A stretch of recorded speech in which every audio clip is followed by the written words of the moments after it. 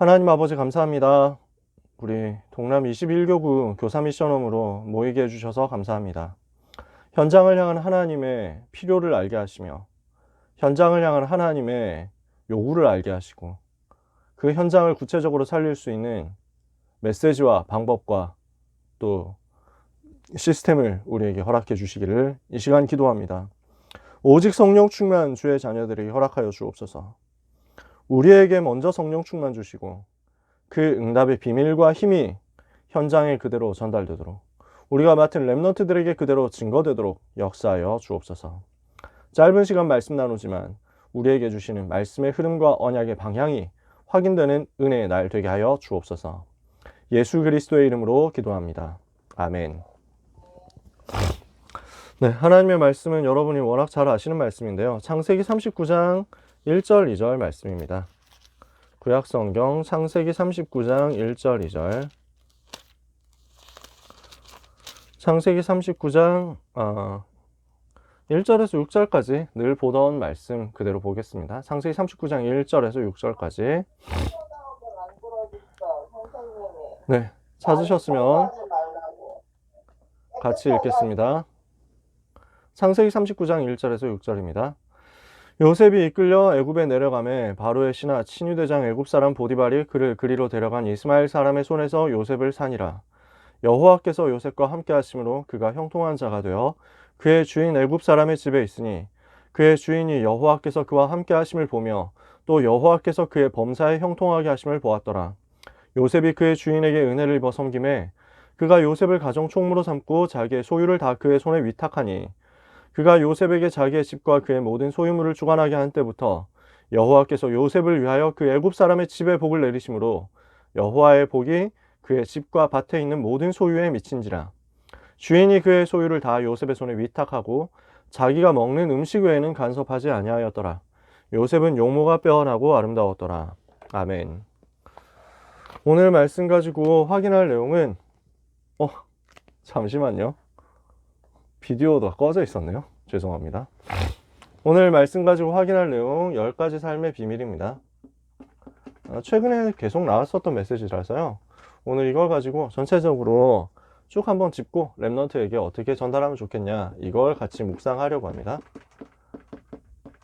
집중적으로 요즘 계속 메시지 때마다 이야기 하시잖아요. 근데 여러분이 들으시면서 뭐 크게 어렵다 이렇게 생각하지는 않으셨을 것 같아요. 편안하게 오늘도 이야기를 나열하겠습니다. 쓰다 보면 여러분들이 다 아시는 내용이니까 익숙하실 겁니다. 하나님은 우리를 부르실 때부터 계획을 이미 가지고 계셨습니다.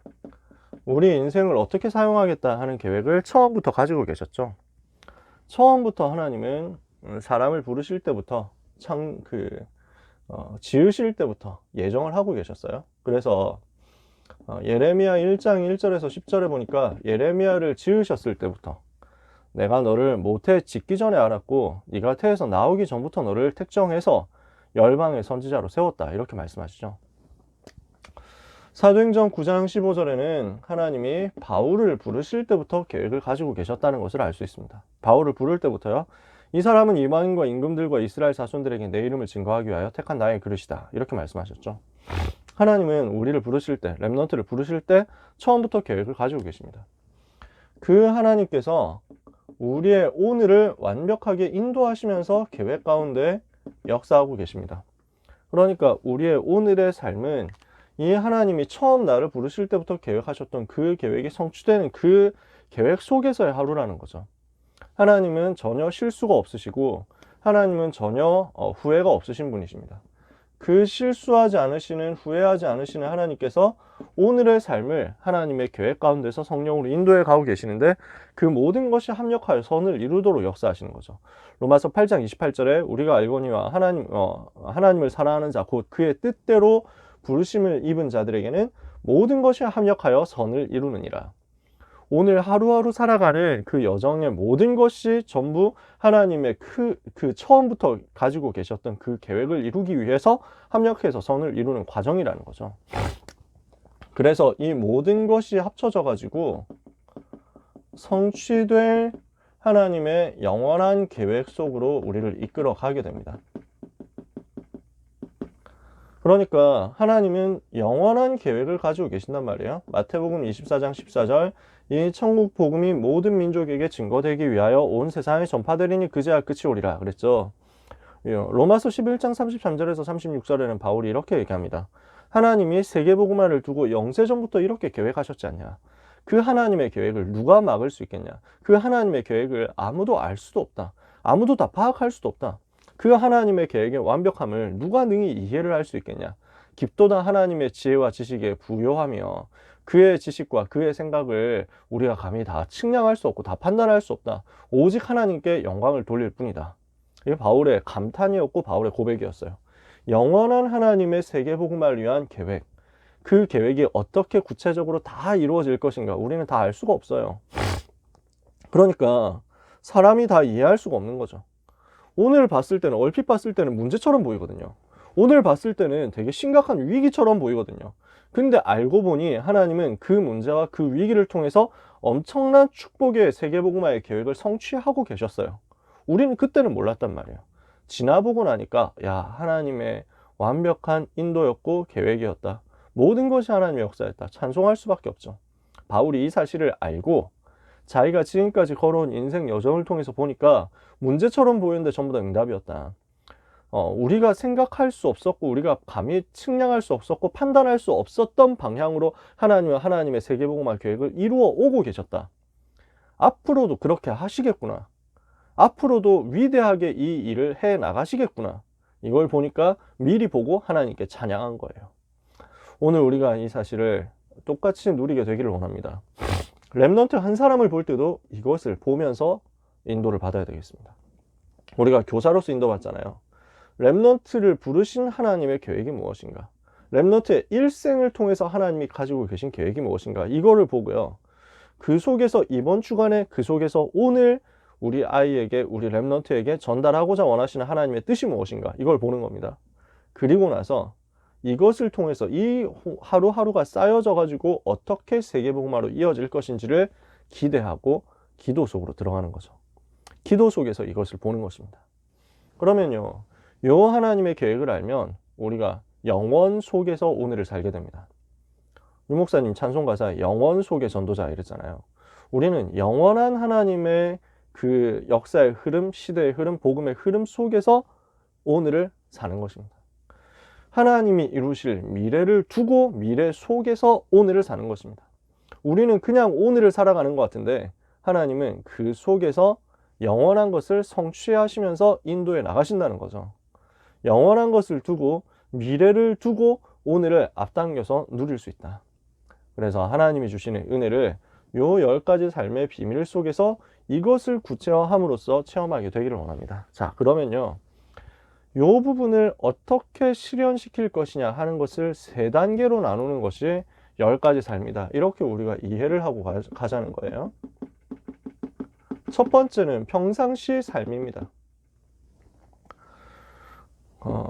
우리는 평상시에 어떻게 살아야 되느냐? 아무도 도와주지 않아도 혼자서도 살아남아야 됩니다. 아무도 도와주지 않아도 괜찮다는 거예요. 이게 모든 것의 시작이에요. 아무도 도와줄 수 없고 아무도 도와주지도 않지만 아무도 도와주지 않아도 상관없고 누구의 도움도 필요 없다. 왜?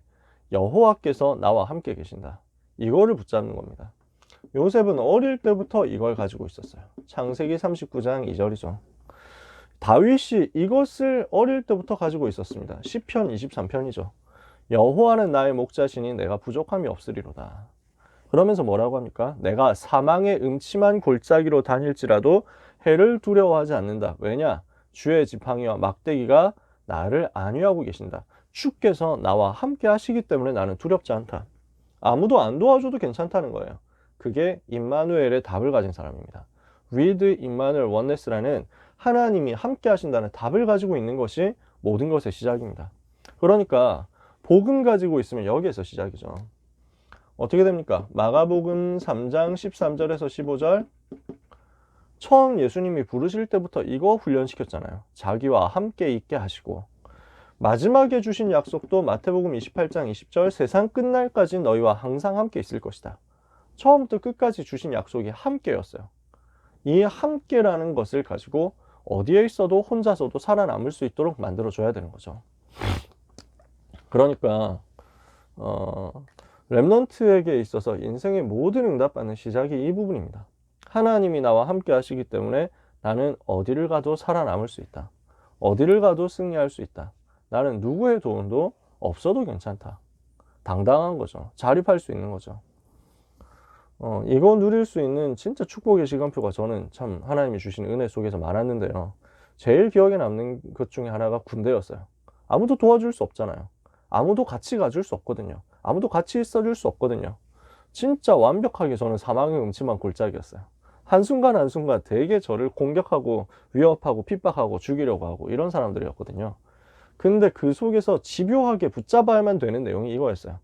여호와께서 그럼에도 불구하고 나와 함께 계신다. 아무 역사도 안 일어나는 것 같고 아무런 도움도 없는 것 같고 누구도 나를 알아주지 않는 것 같지만 그러나 여호와께서는 나와 함께 계신다. 변하지 않고 나와 함께 계신다. 이게 근본입니다. 이거 가지고 있으면 살아남거든요. 자, 이렇게 혼자서도 기도의 비밀을 가지고 예배의 비밀을 가지고 하나님이 나와 함께 하신다는 것을 누림으로 살아남는다면요. 이때부터 보이는 게 있습니다. 내가 지금 당하고 있는 문제와 어려움과 환난과 핍박과 고난 속에서 왜 저 사람 나를 괴롭힐까? 왜 저 사람 나를 어렵게 할까? 이런 육신적인 단순한 눈에 보이는 현실만 보는 게 아니라 그 뒤에 것을 볼 수 있는 여유가 생기는 거예요. 뭡니까? 영적 사실을 보는 겁니다. 영적 사실이 보이는 것입니다. 왜 이게 가능합니까? 하나님이 나와 함께 하시니까 여기서 영적인 힘이 생기거든요. 영적인 힘을 가지고 있으니까 영적인 여유를 누릴 수 있습니다. 영적인 힘을 가지고 있으니까 나를 괴롭히는 게 사실은 저 사람이 아니라 그 사람 배후에 있는 불신자구나. 불신자 상태에 역사하는 사단이구나. 이걸 보는 거예요. 영적인 세력을 보고 영적인 문제를 보는 거죠. 그러니까 나에게 와 있는 문제 속에서 내가 당황할 필요가 없다는 거예요. 내가 이상하게 여길 필요가 없다는 거예요. 세상이 너희를 미워한다 할지라도 이상히 여기지 마라. 사도 요한이 이렇게 메시지를 했거든요. 왜냐하면 너희는 세상에 속하지 않았기 때문에 세상이 너희를 미워하는 게 당연하다는 거예요. 복음 가진 우리가 복음 없는 불신자 현장과 다르기 때문에 우리가 어려움 당할 수 있습니다. 상관없다. 여호와께서 나와 함께 계신다. 그러니까 뭘 보게 됩니까? 사단이 지금도 활동하는구나. 이걸 보는 거예요. 고린도후서 4장 4절. 이 세상 신이라고 했죠. 이게 지금도 활동하는 겁니다. 그래서 에베소서 2장 2절. 공중권세 잡고 세상을 어지럽게 하고 있습니다. 그러니까 당연한 거잖아요. 그러면 우리는 어떻습니까? 우리는 이거 이길 수 있는 하늘 보좌의 배경과 비밀이 있습니다. 주의 천사가 우리가 기도할 때 동원되죠. 말씀이 선포되고 말씀이 성취되고 여호와의 이름이 높아지는 모든 곳에 주의 천사 동원되죠. 성삼위 하나님 역사하시죠. 영적 사실을 보면서 힘을 가질 수 있습니다. 그러니까 문제를 이해할 수 있어요. 문제를 두고 조급해하지 않을 수 있어요. 영적 사실을 보기 때문에 당황하지 않을 수 있어요. 오히려 힘을 가지고 권세를 사용할 수 있어요. 그러면 이때부터 뭐가 되냐면요. 반대로 볼 수 있습니다. 영적 사실을 봤기 때문에 내가 약간 여유가 생기죠. 조급해하지 않을 수 있죠. 당황하지 않을 수 있죠. 걱정하지 않을 수 있죠. 그러면 왜 하나님이 나를 하필 여기로 보내셨을까? 이게 보이는 거예요. 왜 하나님이 내가 여기 있도록 하셨을까? 이게 깨달아지는 거예요. 그러고 보니까 하나님이 나에게 틀림없이 최고의 축복을 주신 거구나. 이게 보이는 것입니다. 현실과 문제 속에서 오히려 하나님의 나를 향한 축복이 딱 보이는 거예요. 내가 여기에 있어야만 되는 거였구나. 그러니까 요셉이 창세기 39장 노예로 있고 창세기 40장 감옥에 있는데 반대로 보니까 이게 최고의 축복의 자리였단 말이에요. 보통 일반 교회에서 많이 가르치는 게 뭐냐면은 오래오래 고생했는데도 참았더니 요셉이 축복받았다. 이렇게 얘기하잖아요. 근데 우리는 그렇게 얘기 안 하잖아요. 이 노예 현장, 감옥 현장이 없었으면 큰일 날 뻔했다는 거예요. 왜냐? 요셉은 세계를 살려야 되는데 세계를 살릴 실력, 세계를 살릴 교육 배운 적이 없다니까요. 이거 준비할 수 있는 타임이 없었어요. 아니 야곱하고 같이 있으면서 아무리 야곱이 좋은 걸 다 해준다고 해도 겨우 색동옷 입히고 그 정도밖에 없다니까요. 물론 야곱이 최고의 것을 줬습니다. 언약을 전달했죠. 요셉에게. 그러니까 요셉이 어릴 때부터 언약 가지고 있었지만 이제는 이 언약 가지고 세계 살릴 수 있는 실력 준비해야 된단 말이에요. 그렇다고 해가지고 인본주의 쓸 거 있냐? 없단 말이에요. 하나님이 요셉을 이끌어 가지고 응답받을 자리로 보내셨어요. 그게 노예 현장이었어요. 노예 현장인 보디발의 집에서 가정 총무로서 뭘 봅니까? 농사 짓는 기술을 훈련을 받은 겁니다. 그러니까 요셉의 여호와의 복이 그의 집과 밭에 있는 모든 소유에 미친지라. 그러면 이 보디발이 집을 가지고 있었고 보디발이 밭을 가지고 있었다는 것을 알 수 있죠. 근데 이 정도 되면은 밭이 그냥 한 10평 정도 되는 밭이 아닙니다. 노예를 집단으로 고용할 만큼 있다. 밭이 어마어마한 농장이라는 거예요. 대농장에서 농사 기술을 배울 수 있습니다. 농사가 무엇인지 흐름을 볼 수 있습니다. 그리고 이 농사 기술과 함께 물류를 배울 수 있습니다. 그냥 대농장이잖아요. 그러면 그 대농장에서 많이 그 곡식을 키웠단 말이에요. 곡식을 수확을 했단 말이에요. 이 수확한 거 가지고 보디발 집에서 몇 명이 먹겠습니까? 한 100년 대농장인데 한 사람이 그거 언제 다 먹습니까? 1년 나온 수확만 해도 한 사람이 먹는데 10년, 100년 걸려도 다 못 먹겠죠. 무슨 말입니까? 내다 팔아야 돼요. 그러니까 여기에서 수입과 지출 여기에 대한 개념이 생기는 겁니다. 가정 총무를 한다고 하는 거는 보통 얘기가 아니라 한 가문의 경제 흐름을 장악했다는 거죠. 세입, 세출 이거 다 계산했단 말이에요. 세금 계산 이런 거 다 했단 말이에요. 절세 어떻게 하느냐 이런 것도 다 계산했겠죠. 그러면서 물류 과정을 다 컨트롤을 해야 됩니다. 내다 팔아야 되는데 어디다 내다 팔 것인가, 어떻게 내다 팔 것인가, 어디에 팔면 더 돈이 될 것인가 이런 거 다 계산한다는 거예요. 무슨 말입니까? 실물 경제를 여기서 다 배웠다는 거죠. 그냥 보면은 노예라는 현장 같지만 반대로 보면 경제 배우는 최고 학교입니다. 감옥이 그냥 보면은 되게 암담한 현장 같지만 수용소 같지만 근데 반대로 보면 여기는 정치 스쿨입니다.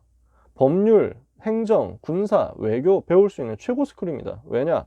왕의 죄수를 가두는 장관들이 있는 곳에 들어갔다니까요.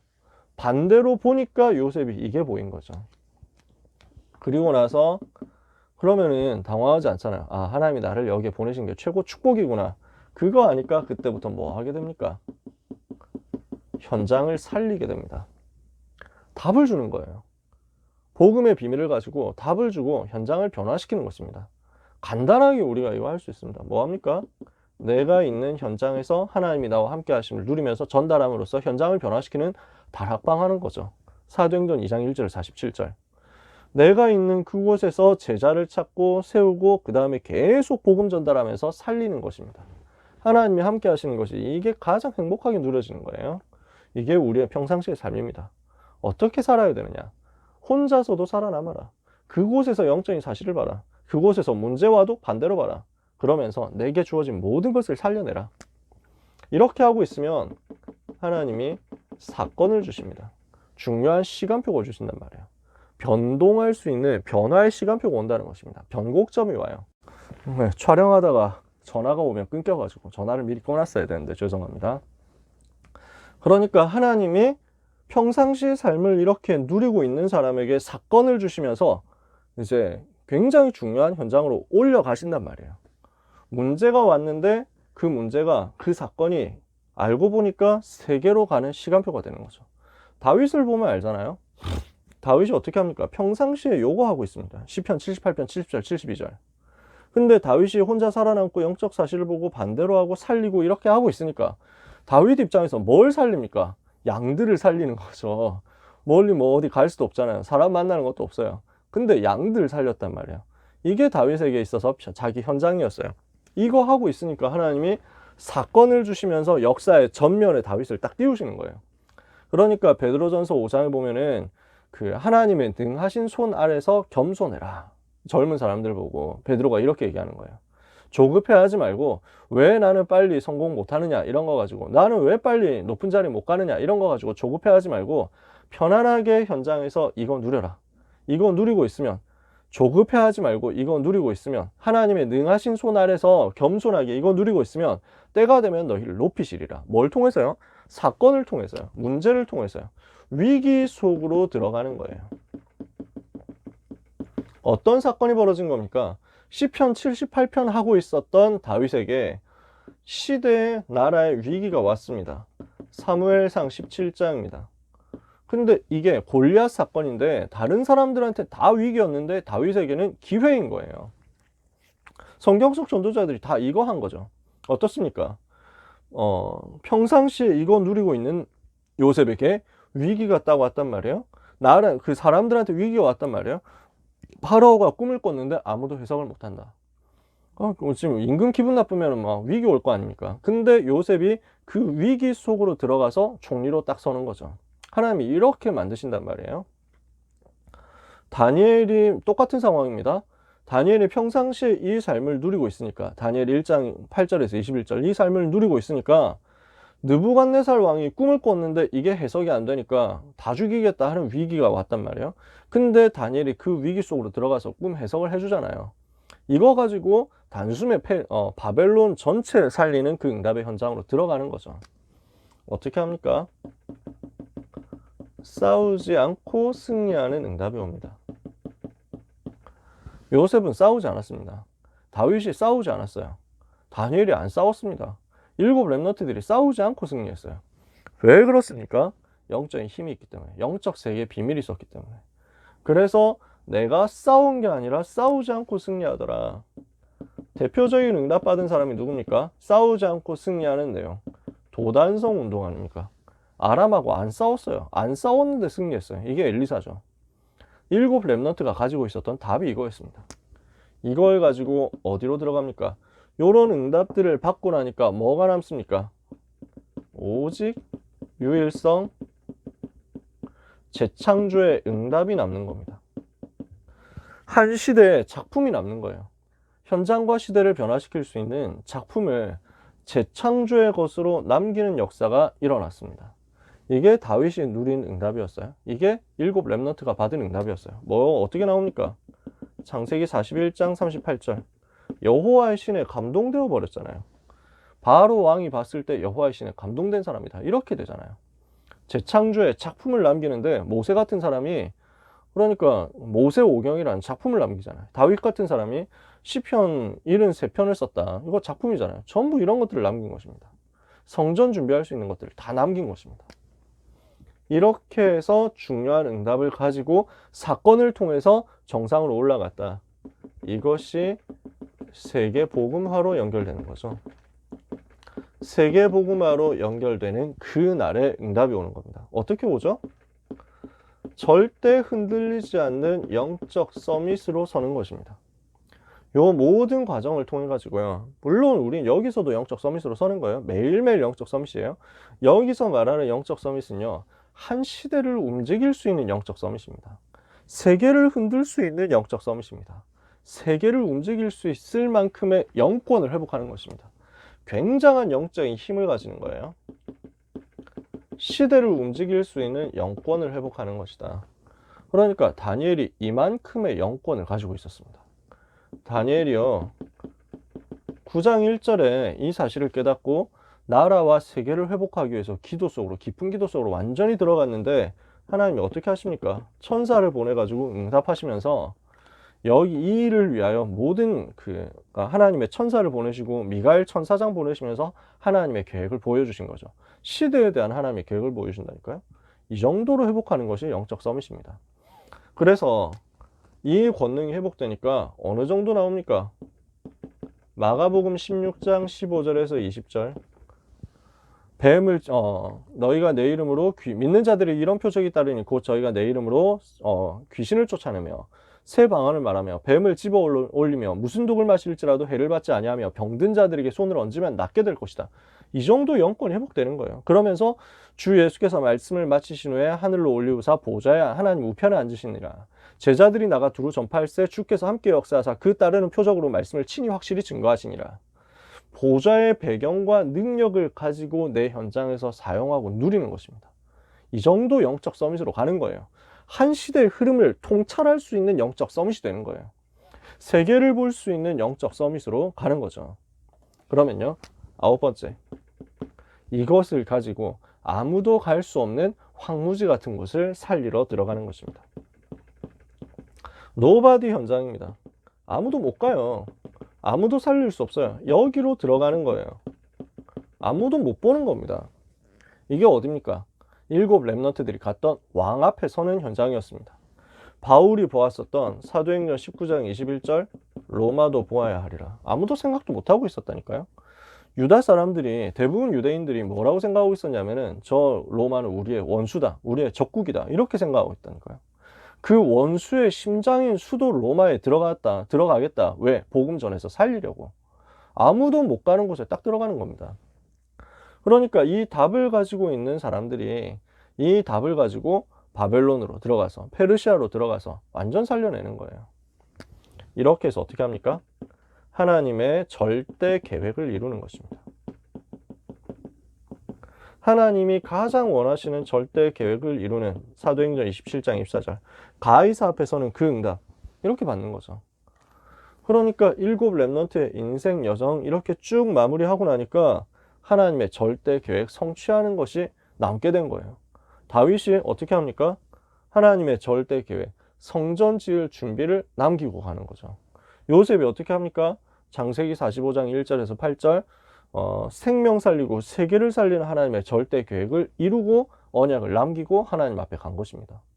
모세가 이것을 딱 하나님의 절대 계획을 작품으로 써가지고 남기고 후대에게 남기고 가나안 땅 정복할 준비 다 해놓고 하나님 앞에 간 거죠. 우리는 여기까지 가는 것입니다. 세계복음화를 위하여. 자, 10가지 삶입니다. 특별히 뭐 외운다 하는 것보다 그냥 당연히 이렇게 지나가요. 당연히 이렇게 가게 돼 있어요. 평상시에 우리가 이렇게 살고 있으면 문제 사건을 통해 가지고 정상으로 가게 됩니다. 그리고 이것이 내가 받은 응답이 세계를 살리는 그 응답으로 연결되는 거죠.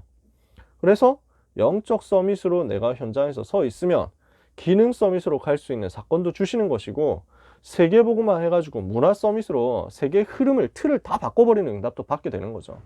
그 응답을 하나님 우리에게 주시겠다는 거예요. 그래서 우리가 복음 누리고 있으면 하나님은 우리를 전문화 세계와 복음화의 여정 속으로 이끌어 가실 것이다. 그렇다면 우리가 이걸 가지고 구체적으로 어떻게 살리느냐는 거예요. 구체적으로 어떻게 살리느냐. 전도자의 삶 7가지가 있습니다. 전도자의 삶의 기본 7가지가 있습니다. 지난번에도 한번 말씀드렸죠. 뭡니까? 나의 오늘을 살리는 것입니다. 오늘의 전도, 오늘의 기도, 오늘의 말씀, 오늘의 기도. 이걸 가지고 내가 계속 누리고 있으면요, 내 삶의 인생에 치유가 일어납니다. 인생 스토리, 답이 나와요. 그러면 이거 가지고 내 현장에서 말씀 운동이 일어나는 거예요. 그러면 여기에 하나님은 내 업의 증거를 주시고요, 전문성의 증거를 주시고요, 이것이 미래 살리도록 쭉 연결돼서 옵니다. 이게 구체적으로 살릴 수 있는 답입니다. 살리기 위한 기본입니다. 이걸 두고 뭘 해야 되겠냐? 다락방 응답 받아야 돼요. 어떤 다락방입니까? 사도행전 2장 1절에서 47절에 나오는 그 다락방입니다. 어떻게 합니까? 여기 칠판 공간이 없어가지고 다 쓸 수가 없는데, 그래서 사도행전 2장 1절에서 47절 5가지 단계 여러분 아시잖아요. 내가 있는 그 현장에 성령의 역사가 나타나는 거죠. 그럼 두 번째로 전도의 문이 열리는 거죠. 세 번째로 이것을 가지고 말씀이 전달되고, 이 전도의 문을 통해 가지고, 열린 문을 통해 가지고 메시지가 흘러가면서 성취되는 거죠. 그러면 여기서 메시지 받는 제자가 나오고요, 요 제자들 중심으로 지속할 시스템 세우는 겁니다. 요게 구체적으로 살릴 수 있는 답입니다. 평상시에 해야 되는 것이 기본 요 7가지 하면서 요 다락방 말씀 운동 펼치는 거예요. 요거 하자는 거죠. 요거. 그러면 이거 하고 있으면요, 전체적으로 이것을 구체적으로 이제 넓혀가면서 사건 속에서 응답받을 수 있게 해주는 것이 62가지란 말이에요. 62가지 삶 전체를 가지고, 전도자의 삶 62가지를 가지고 내가 평상시에 전도자의 삶 7가지 기본과 5가지 다락방 응답받는 내용을 가지고 적용시켜서 사건 앞에서, 문제 앞에서, 세계 앞에서, 많은 사람 앞에서, 왕 앞에서 딱 펼쳐가는 거죠. 이게 62가지란 말이죠. 우리는 이 응답을 현장에서 받고 렘넌트에게 전달해 줘야 되겠습니다. 자, 우리가 누려야 될 10가지 삶의 비밀입니다. 되어지는 거죠. 당연히 나오는 것입니다. 전도도 이렇게 하고 삶도 이렇게 하고 공부도 이렇게 하는 것입니다. 우리 렘넌트에게 그래서 평상시에 조급해하지 말고 뭔가 대단한 거 하려고 하지 말고 평상시에 이 응답을 쭉 받아라. 그러다가 만약에 불 속에 들어가야 되는 상황이 온다 하면 피하지 말고 불 속으로 들어가라. 내가 평상시에 이렇게 기도하고 응답을 받고 정시 기도하고 정시 예배하고 주일 예배 성공하고 이렇게 하면서 내 학업에 내 삶에 응답을 받고 있다가 사자굴 속으로 들어가야 되는 상황이 오면 사자굴 속으로 들어가라. 피하지 말고. 내가 만약에 이렇게 하고 있다 골리앗이 나타났다 하면 골리앗 앞으로 가라. 내가 이렇게 하고 있다가 왕 앞에 가야 되는 상황이 왔다면 죽으면 죽으리이다 하고 위기 속으로 들어가라 이거예요. 이렇게 되면 거기서 싸울 줄 아는데 싸우지 않고 승리하는 거죠. 하나님이 일하시니까. 그리고 그것이 전부 다 중첩돼 가지고 나타날 거예요. 뭘로 중첩되느냐, 뭘로 누적이 되느냐, 뭘로 쌓이느냐, 재창조의 응답과 작품으로 쌓일 것입니다. 그래서 1번과 2번의 삶이 전부 쌓이니까 여기 이 쌓인 체험을 하고 나오는 영적 서밋은 달라요. 완전 달라집니다. 한 시대를 품을 수 있는 서밋 타임, 서밋 자세, 서밋 그릇을 가진 영적 서밋이 되는 거예요. 세계를 움직일 수 있을 만큼의 영권을 가진 영적 서밋으로 서는 거예요. 이걸 가지고 있는 사람을 하나님은 로마로 보내시는 거죠. 황무지로 보내시는 거죠. 노바디 그 현장으로 보내시는 거죠. 이거 가지고 있는 전도자를 하나님이 영도로 보내셨잖아요. 아무도 갈 수 없는 황무지 같은 영도로 보내가지고 거기에서 살려냈는데 알고 보니까 세계복음화라는 하나님의 절대 계획을 이루게 됐죠. 자, 어려운 내용이 전혀 아니었습니다. 이 응답을 가지고 현장에서 전달하면서 응답을 누리는 귀한 우리 모든 선생님들이 되시기를 예수 그리스도 이름으로 축복합니다. 한 주간에도 예수 이름 가지고 현장에서 이 삶의 비밀을 가지고 렘넌트에게 모델로서 서시는 여러분 되시기를 축원합니다. 기도하겠습니다. 하나님 아버지 감사합니다. 귀한 전도자 하나님의 사람들을 위해 하나님의 나라 임하는 축복을 허락하시며 재앙과 저주 막는 응답의 역사 일어나게 하옵시고 불신앙 꺾는 영적인 역사 시작되게 하여 주옵소서. 여호수아 갈렙처럼 바른 복음 가지고 현장에서 믿음의 눈으로 사람들의 불신앙을 치유할 만큼 영적인 사실을 제대로 전달할 수 있게 하여 주옵소서. 하나님, 이 응답의 비밀을 가지고 10가지 삶의 비밀을 우리 삶에서 누리게 되기를 원합니다. 우리 있는 현장에서 평상시에 전도자의 삶이 누려지게 하시며 문제와 사건 속에서 하나님의 시간표와 응답을 누리게 하옵시며 세계복음화의 그날까지 가는 증인으로 서게 하옵소서. 우리가 이 비밀을 누림으로 우리 현장에 이 비밀을 렘넌트에게 특별히 전달하고 렘넌트의 삶의 시스템으로 만들 수 있는 축복이 있기를 원합니다. 귀한 선생님들에게 이 사명의 축복을 누릴 수 있도록 1천만 배의 영권과 5가지 힘을 허락하여 주옵소서. 예수 그리스도의 이름으로 기도합니다. 아멘.